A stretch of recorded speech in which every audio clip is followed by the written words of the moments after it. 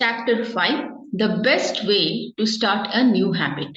In 2001, researchers in Great Britain researchers in Great Britain were working with 248 people to build better exercise habits over the course of 2 weeks. The subjects were divided into three groups. The first group was the control group. They were simply asked to track how often they exercised. The second group was the motivation group. They were asked not only to track their workouts but also to read some material on the benefits of exercise. The researchers also explained to the group how exercise could reduce the risk of coronary heart disease and improve heart health. Finally, there was a third group. These subjects received the same presentation as the second group, which ensured that they had equal levels of motivation. However, they were also asked to formulate a plan for when and where they would exercise over the following week. Specifically, each member of the third group completed the following sentence.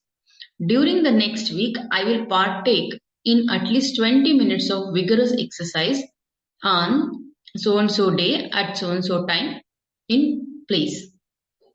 In the first and second groups, 35 to 38% of people exercised at least once per week. Interestingly, the motivational presentation given to the second group seemed to have no meaningful impact on behavior. But 91% of the third group exercised at least once per week, more than double the normal rate. The sentence they filled out is what researchers refer to as an implementation intention, which is a plan you make beforehand about when and where to act. That is, how you intend to implement a particular habit. The cues that can trigger a habit come in a wide range of forms. The feel of your phone buzzing in your pocket, the smell of chocolate chip cookies, the sound of ambulance sirens. But the two most common cues are time and location. Implementation intentions leverage both of these cues.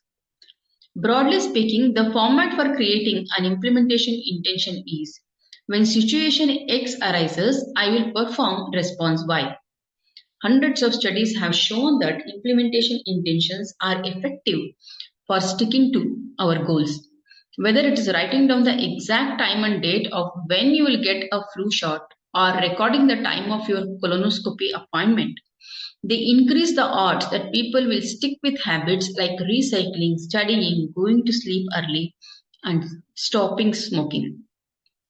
Researchers have even found that voter turnout increases when people are forced to create implementation intentions by answering questions like, what route are you taking to the polling station? At what time are you planning to go? What bus will get you there? Other successful government programs have prompted citizens to make a clear plan to send taxes in on time or provided directions on when and where to pay late traffic bills. The punchline is clear. People who make a specific plan for when and where they will perform a new habit are more likely to follow through. Too many people try to change their habits without these basic details figured out. We tell ourselves, I'm going to eat healthier or I'm going to write more, but we never say when and where these habits are going to happen. We leave it up to chance and hope that we will just remember to do it or feels motivated at the right time. An implementation intention sweeps away foggy notions like I want to work out more or I want to be more productive or I should vote and transforms them into a concrete plan of action. Many people think they lack motivation when what they really lack is clarity. It's not always obvious when and where to take action. Some people spend their entire lives waiting for the time to be right to make an improvement. Once an implementation intention has been set, you don't have to wait for inspiration to strike. Do I write a chapter today or not? Do I meditate this morning or at lunch? When the moment of action occurs, there is no need to make a decision. simply follow your predetermined plan. The simple way to apply this strategy to your habits is to fill out this sentence. I will, within brackets behavior, at within brackets time, in within brackets location. Meditation. I will meditate for 1 minute at 7 a.m. in my kitchen. Studying. I will study Spanish for 20 minutes at 6 p.m. in my bedroom.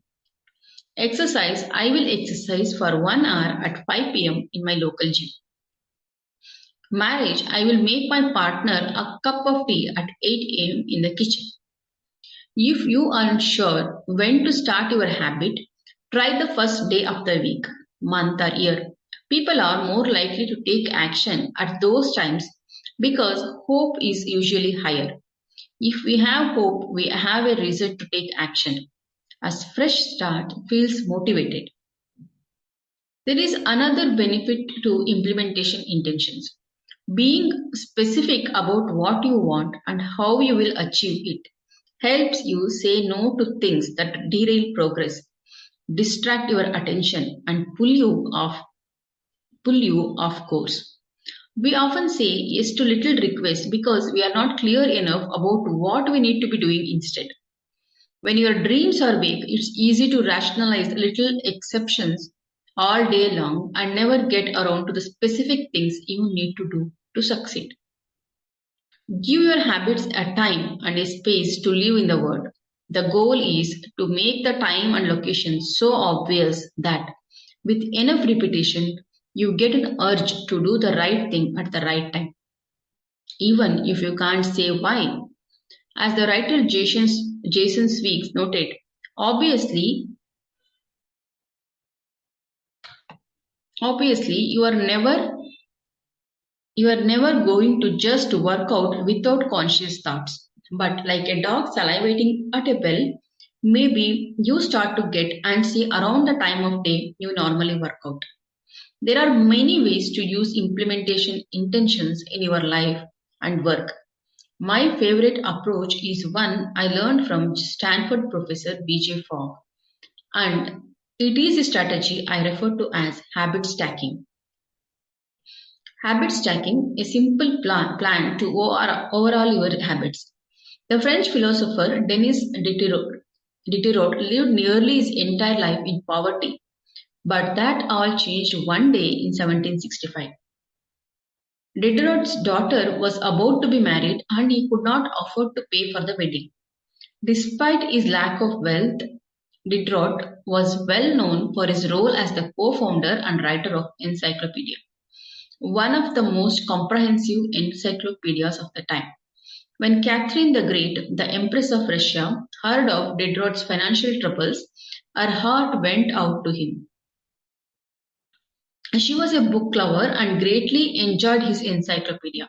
She offered to buy Diderot's personal library for £1,000, more than $150,000 today.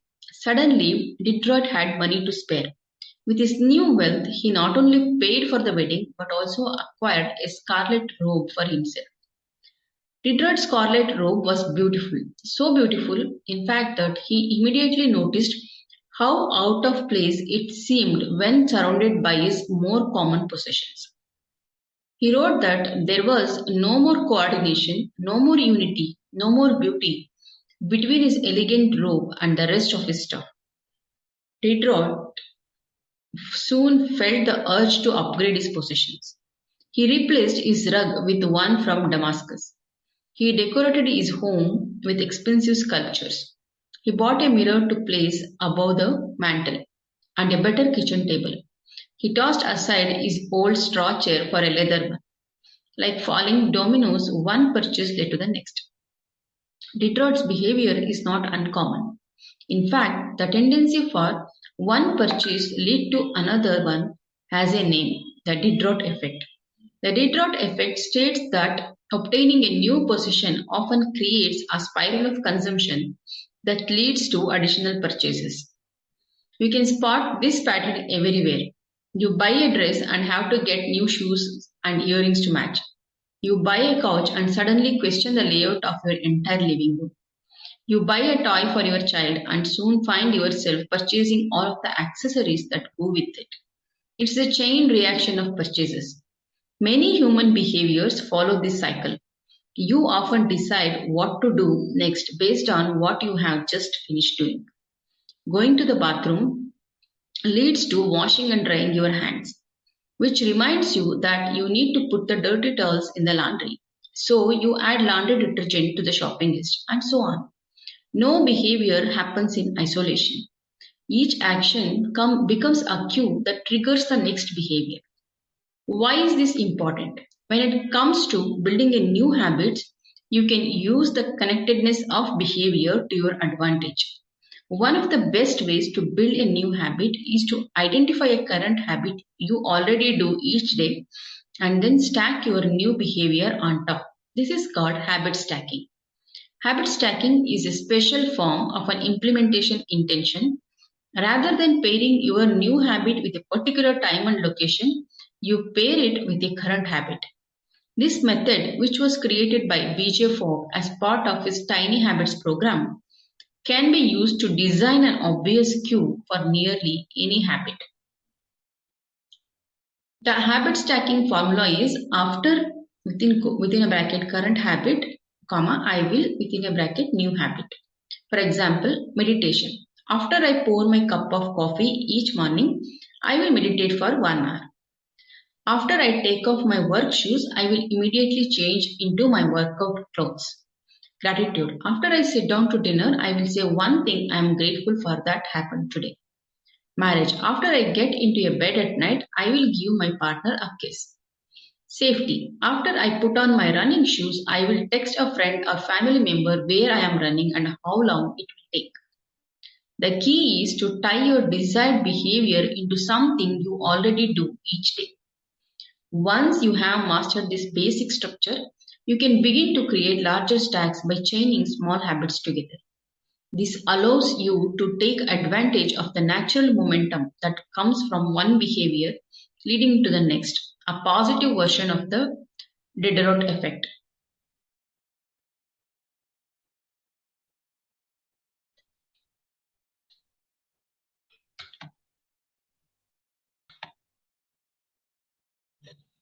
Habit stacking.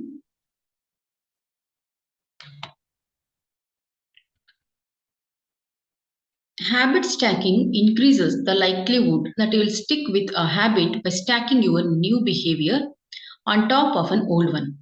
This process can be repeated to chain numerous habits together, each one acting as the cue for the next.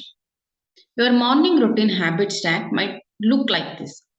After I pour my morning cup of coffee, I will meditate for 60 seconds.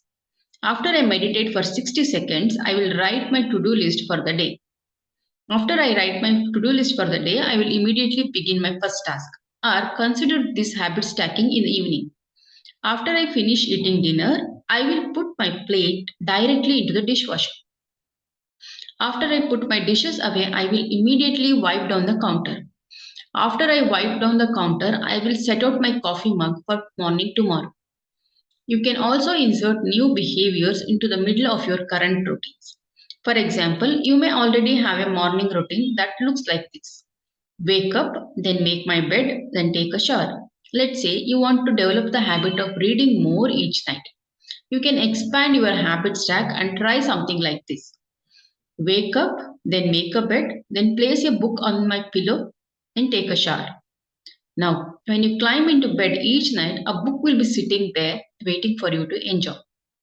Overall, habit stacking allows you to create a set of simple rules that guide your future behavior.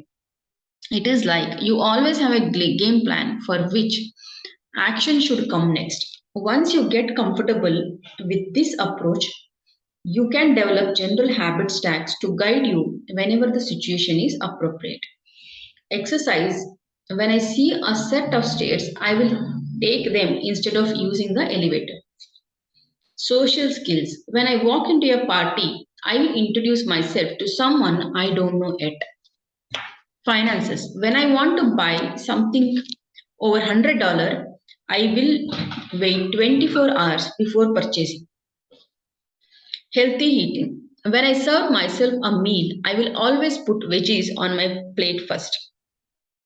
Minimalism. When I buy a new item,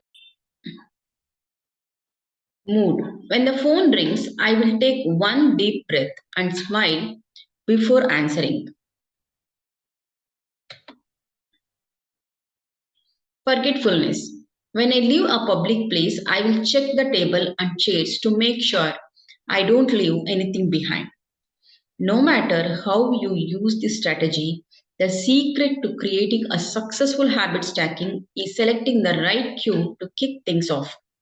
Unlike an implementation intention, which specifically states the time and location for a given behavior, habit stacking implicitly has the time and location built into it. When and where you choose to insert a habit into your daily routine can make a big difference. If you are trying to add meditation into your morning routine, but mornings are chaotic and your kids keep running into the room, then that may be the wrong place and time. Consider when you are most likely to be successful. Don't ask yourself to do a habit when you are likely to be occupied with something else. Your cue should also have the same frequency as your desired habit. If you want to do a habit every day, but you stack it on top of a habit that only happens on Mondays, that's not a good choice. One way to find the right trigger for your habit stack is by brainstorming a list of your current habits. You can use your habit scorecards from the last chapter as a starting point. Alternatively, you can create a list with two columns. In the first column, write down the habits you do each day without fail. For example, get out of bed, take a shower, brush your teeth, get dressed, brew a cup of coffee, eat breakfast, take the kids to school, start the workday, eat lunch, end the workday, change out of work clothes, sit down for dinner, turn off the lights, get into bed. Your list can be much longer, but you get the idea. In the second column, write down all of the things that happen to you each day without fail. For example, the sun rises, you get a text message, the song you are listening to ends, the sun sets. Armed with these two lists, you can begin searching for the best place to layer your new habit into your lifestyle. Habit stacking works best when the cue is highly specific and immediately actionable. Many people select cues that are too vague. I made this mistake myself. When I wanted to start a push up habit, my habit stack was when I have a break for the lunch, I will do 10 push ups. At first glance, this sounded reasonable, but soon I realized the trigger was unclear. Would I do my push ups before I ate lunch? After I ate lunch? Where would I do them? After a few inconsistent days, I changed my habit stack to when I close my laptop for lunch, I will do 10 push ups next to my desk. Ambiguity gone. Habits like read more or eat better are worthy causes, but these goals do not provide instructions on how and when to act. Be specific and clear. After I close the door, after I brush my teeth, after I sit down at the table, the specificity is important. The more tightly bound your new habit is to a specific cue, the better the odds are that you will notice when the time comes to act. The first law of behavior change is to make it obvious. Strategies like implementation intentions and habit stacking are among the most practical ways to create obvious cues for your habits and design a clear plan for when and where to take action. Chapter summary. The first law of behavior change is make it obvious. The two most common cues are time and location.